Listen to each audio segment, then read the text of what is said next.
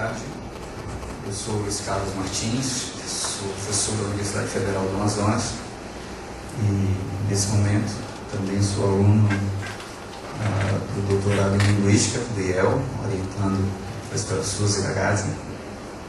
E a Rosângela me convidou para participar dessa mesa muito em função de um documentário que eu dirigi em 2004, um documentário que faz parte da cartela do Doc TV, um programa de fomento à produção e difusão do documentário brasileiro, instigado pelo Ministério da Cultura e pela Fundação Padre Anchieta.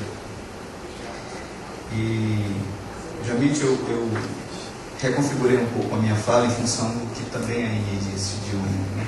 Acho que ela incomodou todo mundo com os questionamentos dela e as observações dela. Né? E eu ainda estou entalado aqui com essa ideia de que a Amazônia está incluída.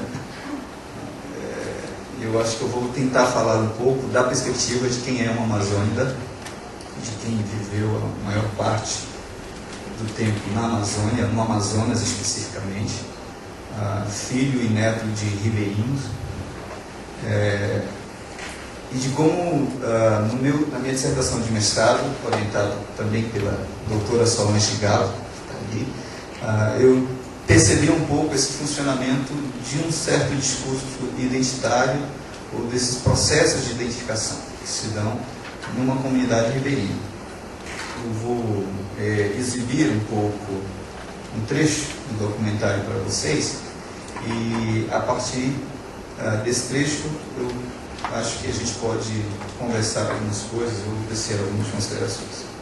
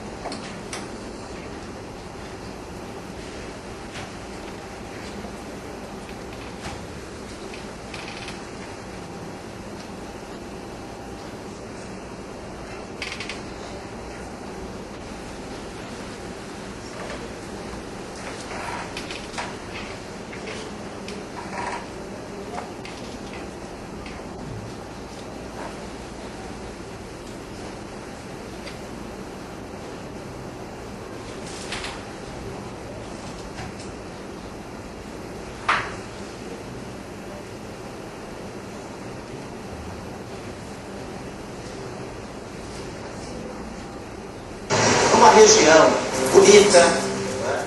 Temos toda essa floresta que redor aí da...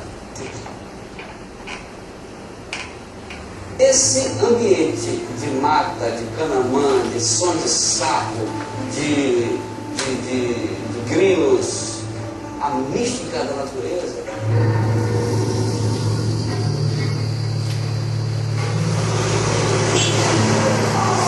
O fato de nós vivermos uma região bonita, né? Temos toda essa floresta que redor aí da cidade, estamos plantados, a cidade está plantada no meio da floresta, né? Cercada de verde, né? A sensação que eu tenho é de que nós deveríamos conviver com um trânsito mais harmonioso, né? De mais respeitabilidade, né? De mais sensibilidade pelo próximo, né? Mas é o contrário. O contrário, a gente vive aqui um estado de barbárie. Esse componente de afirmação do homem por esse caminho, né, que é um caminho desastroso, na verdade. Né? Ou seja, um caminho regressivo, digamos, do ponto de vista civilizatório. Aqui todo mundo quer levar a vantagem. Não adianta você estar à direita dando sinal para a direita, porque alguém está à sua esquerda sem dar sinal e vai dobrar. Há determinadas peculiaridades que são próprias daqui. Né? O que torna essa diferença, ao lado de ser graciosa, muito trágica. A competitividade tão grande, né? Nós não éramos talvez tão tecnologicamente avançados, mas nós tínhamos algo muito avançado, que era uma certa cordialidade, uma certa educação, que nós perdemos muito. Então, eu acho que a cidade, pela competitividade que ela cria, ela relinda muito com com esse jeito de ser nosso, e talvez nos globalize. E a globalização, como você sabe, é algo que tem seu lado, pode ser até positivo, afirmativo, mas tem uma parte de negatividade muito grande quando nos faz entrar, às vezes, num processo que é muito mais agressivo, menos amigo, né? E, ao mesmo tempo, nos faz perder aquilo que é algo que nos identifica, a própria identidade. A inexistência de estruturas familiares ocidentais, o modelo ocidental que demorou a ser implantado na nossa região, até devido à rarefação do elemento feminino, a violação e o uso das mulheres indígenas, a captura das mulheres indígenas forçadas a servir de útero para os filhos dos colonizadores. As crianças sem pai, tinham que ter um pai. Aqui em Manaus tem muito turista. O que, como opinião de fora em relação às mulheres aqui, são turistas. O cara que vem a turismo numa cidade não vai vir se relacionar, mas também testar o que ele quer curtir. E aí nós nos queixamos contra o turismo sexual, né, porque o cara que é frentista do posto de gasolina em Bremen vem dormir com uma criança cearense, uma menina cearense de 11 anos. Por quê? Porque o pôster do Brasil que estava lá, no posto de gasolina, que ele é frentista, e ele juntou 2 anos de dinheiro para fazer isso, é de uma mulata de boca de fora. Então você queria o quê? Que ele viesse a olhar os tesouros da música colonial brasileira em Ouro Preto? Ele nem sabe disso, ninguém disse para ele. Você percebe que a população da Manaus da borracha passava por problemas sociais como a população da nossa cidade hoje passa, né? Problemas com falta de iluminação, que não chega a certas regiões da cidade, falta de água encanada, a violência, a perseguição aos pobres, a destruição dos casebres, a destruição daquelas pessoas que eram tidas como indesejadas de uma cidade que queria se mostrar moderna, que queria se mostrar dinâmica, que queria se mostrar quase que europeia, né, dos trópicos. Isso é uma forma de sobrevivência. Por exemplo, desde o início da chegada do europeu aqui, a forma como fomos abordados enquanto referenciais de gente aqui da terra, os índios, os nativos daqui, foram violentamente dizimados, foram violentamente tratados assim num processo de escravidão cruel. Então, quem passou por isso, quem conseguiu escapar dessa pressão, realmente ficou com o referencial de que não se deve enfrentar aquele enfrentamento frontal com essa situação sob pena de falecer. Declaro que me acho com os sacramentos recebidos próximo à morte para ir dar conta a Deus. Pelo estado em que estou e por descarga de minha consciência, certifico. Há muitos anos que vivo neste estado e assim, em razão do exercício deste ofício, sei que nas expedições, ou fossem em paz ou de guerra, se exercitaram sempre grandes injustiças e crueldades extraordinárias contra os índios, queimando-lhes suas povoações, matando muitos milhares deles, sem piedade nem causa, e trazendo muitos cativos, sem mais razão nem justiça que ser maior o nosso poder, tirando-os de suas terras com enganos e não se guardando fé nem palavras aos que se sujeitavam e faziam vassalos de sua majestade. Antes tratando-os com tanto rigor e excesso de trabalho que, no espaço de 32 anos que se começou a conquistar este estado, são extintos a trabalho e a ferro, segundo a conta dos que ouviram, mais de 2 milhões de índios, de mais de 400 aldeias, ou para melhor dizer, cidades muito populosas. Os índios, além de serem tratados rigorosissimamente, trazendo-os despidos, assim homens como mulheres, com grande indecência e dando-lhes muito mal de comer, e chamando-lhes nomes muito feios e afrontosos, de que eles muito se sentem. E os índios que vivem nas aldeias aldeias com o nome de livres padecem ainda muito mais, porque os governadores e capitães mores os tratam não só como escravos, mas como escravos que não lhe custaram dinheiro. Daí, com certeza, uma forma de sobrevivência e de autoafirmação nesse espaço. Hoje a gente vê o índio, mesmo o índio que ainda é egresso da floresta, buscando ter um celular e dar muita importância para isso. O rádiozinho, até seu carro, enfim, buscando esses valores que a gente está, de alguma forma, tem acesso muito fácil. Então, para mim, essa condição básica mesmo dessa negação é porque é em virtude do nosso passado sofrido, penalizado pela brutalidade, pela desumanidade que aqui se instalou o progresso e a colonização. Os futuros governantes serão piores do que os atuais, serão ainda mais limitados e primitivos, porque eles foram formados no chiado da chinela, nesses espaços em que parece que a cidade é alegre, mas na verdade isso não passa de uma crise epilética. O que você pensa que é alegria, que todo mundo não, isso é uma crise de epilepsia cultural. Então isso é que está acontecendo. Quer dizer, nós, aparentemente, nós estamos condenados a isso, a sermos eternamente primitivos. E o que eu estou falando aqui, olha, esse problema não é local, não.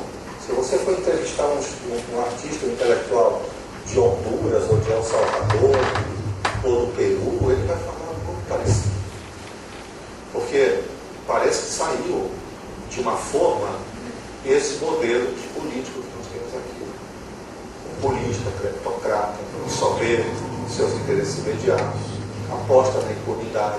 Hoje em dia, na cidade, a gente não sabe muito bem com quem que a gente está brigando. Só sabe que todo dia, né, a gente escuta mortes, e comumente são mortes de adjudicadas, mortes de pessoas que vieram do interior, que estão aí nas periferias, né?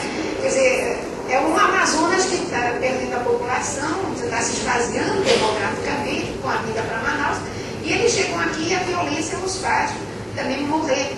Né? Então estamos matando uma parte da história amazonense com esse ficam aqueles que às vezes não são amazonenses, que têm mais recursos até econômicos ou bélicos para se defender. Em toda a história da existência humana neste espaço, o homem conviveu pacificamente com a natureza.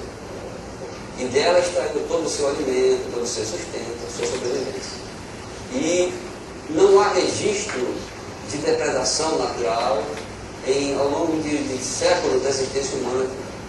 Com o advento da chegada do colonizador, claro que se impõe a necessidade de abrir cladeiras, de construir casas, cidades, estradas, e isso automaticamente imprime na condição do homem daqui ter essa relação um tanto desinteressada com o meio. Derruba-se uma árvore com a maior naturalidade do mundo.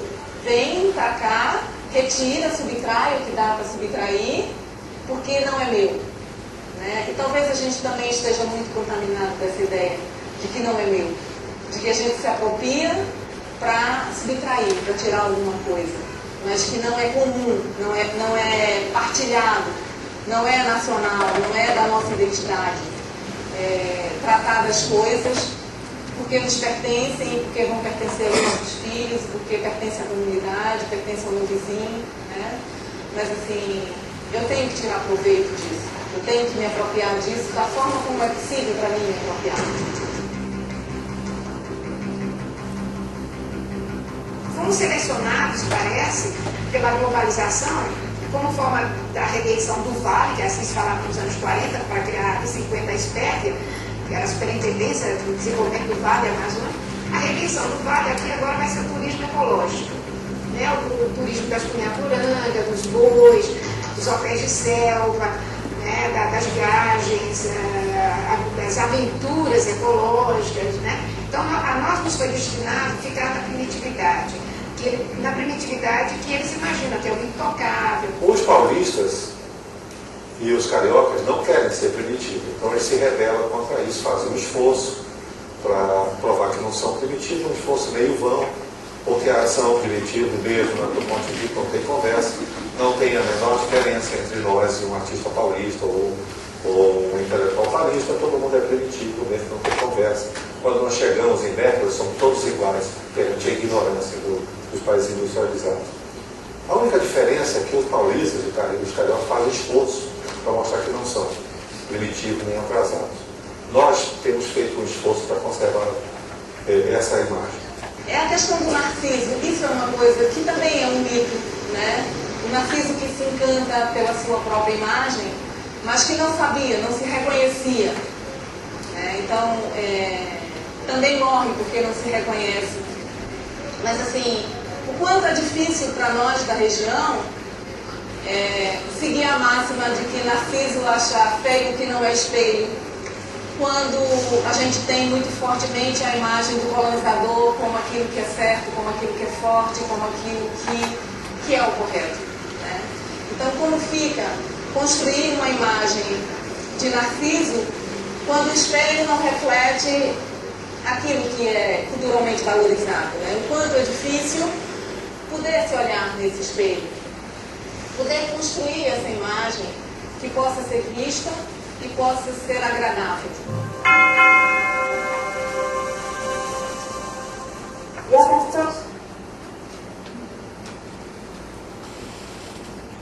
Bem, esse é o bloco do Selva na Selva. Procurem nas locadoras ou comprem no site da Cultura. A ideia do Doc TV, segundo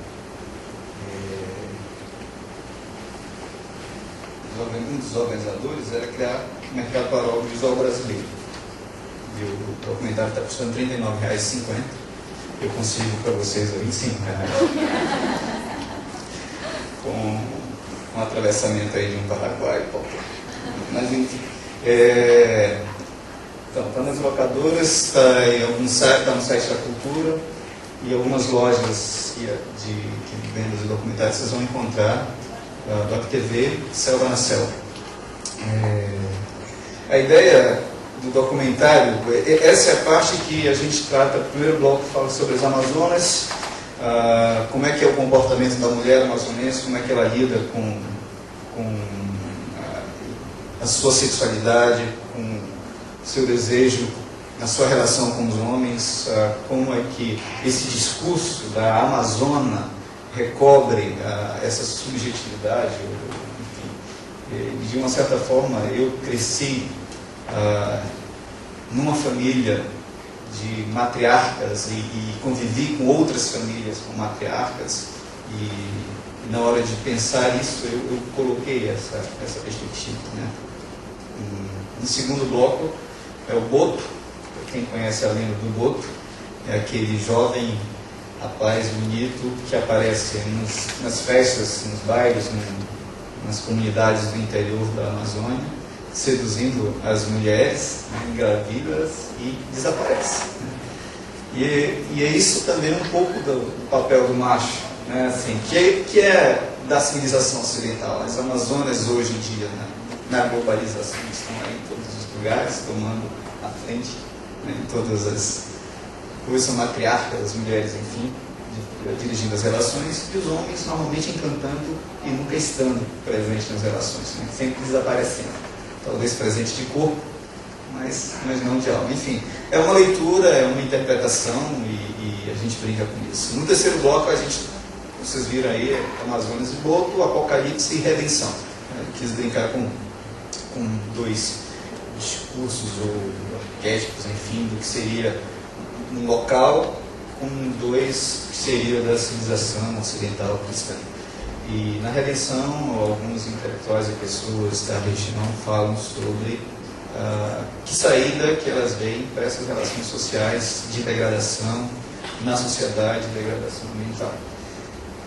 Que projetos? Mas o que eu queria falar é assim, tomando esse projeto do Doc TV como um projeto que tenta lidar com a expressão cultural brasileira, o que no campo do audiovisual e especificamente no documentário, pensar essa relação de cultura e política, né? E que consenso é esse que se está produzindo na área audiovisual para que haja essa expressão e para que essa expressão seja estabelecida, divulgada, enfim. Agora, a partir do ano passado, por exemplo, houve um novo edital do DocTV chamado DocTV Iberoamérica. Então, esse foi um projeto que deu certo no governo Lula e aí eles estenderam isso em convênio com alguns países da América Latina. Então, aos domingos, às sextas-feiras, vocês podem ver na TV Cultura documentários de diferentes países, enfim, sobre diferentes assuntos também, tratando da vida das pessoas do povo. Esse do TV é um concurso que acontece anualmente, deve estar abrindo agora o edital, e ele premia projetos de documentários em cada estado do Brasil. Então, obviamente, a produção audiovisual nos estados mais pobres ou nos estados em que essa produção não existia ou existia muito rarefeitamente, ela começa a existir. Então, a partir de final de 2003, quando é o primeiro concurso. E a ideia, como eu falei para vocês, é integrar por meio do audiovisual o Brasil e agora a América Latina. Isso são palavras das pessoas que trabalham na organização do festival. O ministro Gilberto Gil, em setembro, num pronunciamento na Câmara dos Deputados, falou que a cultura é um direito de todo cidadão e precisa ser tratada com a mesma atenção que dedicamos às demais necessidades básicas da população. O Ministério da Cultura tem funcionado muito na busca desse consenso. Se você entra no site do Ministério da Cultura, você vai ver lá alguns fóruns. Em diversas regiões do Brasil, eles têm produzido vários seminários para discutir o Plano Nacional de Cultura. O Rosângela pode falar um pouco sobre isso depois. Tem para ler um pouco esse Plano Nacional de Cultura. Vocês vão acessar isso no site do Ministério. E na área de audiovisual é interessante como essa correlação de força se estabelece. Realmente, Rio e São Paulo são as potências que nos colonizam. Permitam usar esse termo. Nos colonizam nesse modo de produção cultural, de produtos culturais. Eu não sei quantos de vocês tinham a imagem de Manaus ou da Amazônia que vocês acabaram de ver aqui. Desde que eu me entendo por gente, quando eu saio do Amazonas para outras regiões, centro-oeste, sudeste, sul do Brasil, nordeste eu não me lembro tanto, mas as pessoas perguntam, vem cá, mas tem universidade no Amazonas? Como é que vocês chegam na universidade? Né? Vai de canoa? Né? Tem jacaré na rua? Tem macaquinho? Né? Coisas assim, são perguntas que não entendem muito o funcionamento do urbano no meio da floresta. E, obviamente, isso se dá por uma construção do discurso da mídia. Né? Quer dizer, quando se fala em Amazônia, o Globo Repórter sempre vai dizer um lugar nunca antes pisado por ninguém. Né? O Globo Repórter vai apresentar pela primeira vez, né, a cachoeira, né, ou um santuário, não sei das quantas. E é sempre essa imagem. Os documentários, eu tenho amigos que trabalham com produção audiovisual em Manaus, e, por exemplo, nesse momento, 2 deles estão trabalhando com a produção da BBC e outro com a produção francesa. Chinesa, japonesa, canadense, é o ano inteiro de equipes de filmagem indo buscar essa imagem do exótico, que é uma imagem que eu acho que se estabelece com mais força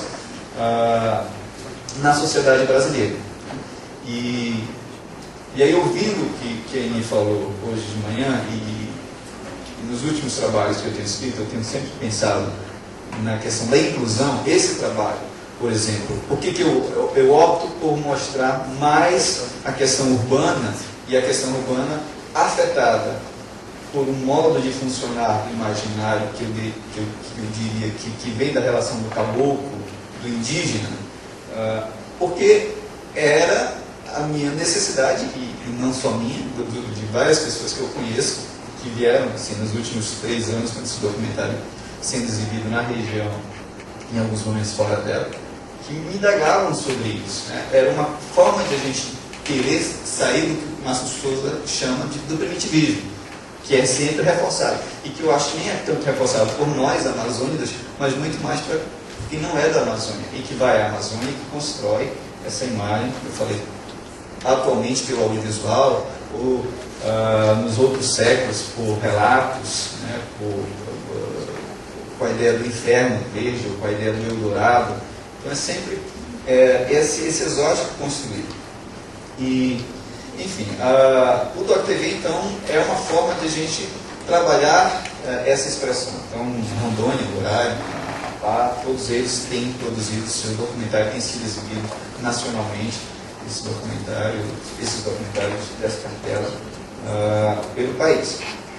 E, enfim, só que a gente ainda não consegue ter essa relação de forças muito bem resolvida, como eu falei, com os grupos que atuam no audiovisual no Rio e São Paulo.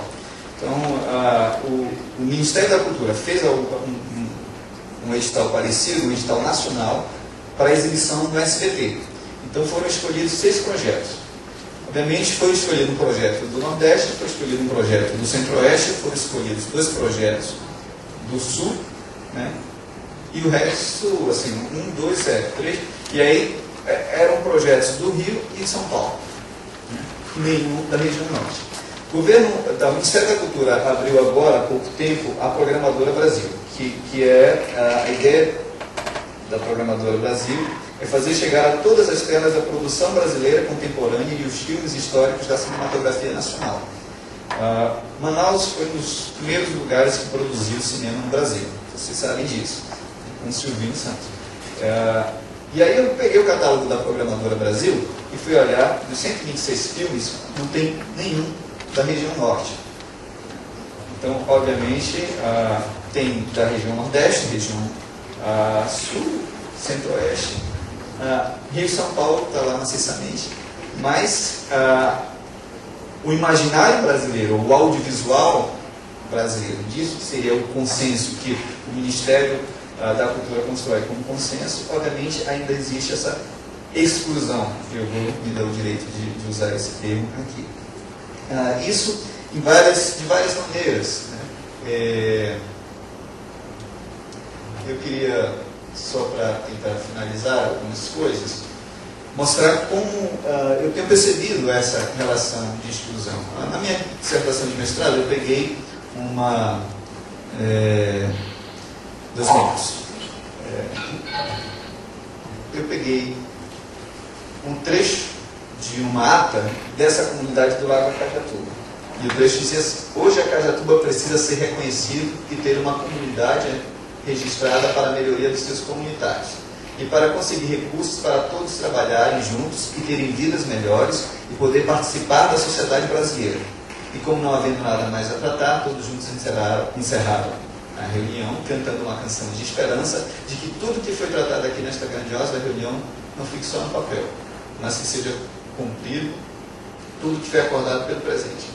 Então me chamou muito a atenção, na época, participar da sociedade brasileira e sociedade brasileira com maiúsculas. Aqui, esse segundo trechinho é um projeto francês. Né? Esse trecho aqui, em 2002 eu fui fazer um trabalho, morar 2 meses em Santa Isabel do Rio Negro, que fica no noroeste da Amazônia, ao lado de São Gabriel. São Gabriel da Cachoeira e Santa Isabel moram em torno de 45 mil pessoas naquela área, são 22 grupos étnicos. Né? E aí, quando eu cheguei lá, o Ministério da Educação tinha mandado os livros didáticos, estava numa escola, e tinha mandado os livros didáticos para serem usados no ano pelas pessoas. E os livros didáticos, a capa do livro didático era isso aqui. Então, o que representa a identidade brasileira. Né? Vocês podem um garoto loiro, parda, negro e um oriental. Né? Que é isso que imagina você mandar para uma região em que a maioria da população é indígena e o lugar com o qual ela se deve se identificar é o oriental. Enfim,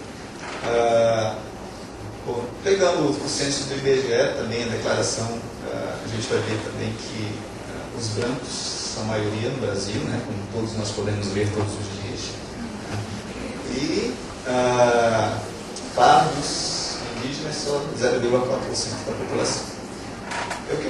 mostra é isso, assim, é que o Ministério da Cultura, como eu falei, tem discutido e reafirmado esse consenso, né? Mas para quem está do outro lado, a Anne falou de chegar na França, eles não vão entender muito bem o que é o francês. Provavelmente vocês entendam um pouco o que é alguém da região norte falando um pouco disso.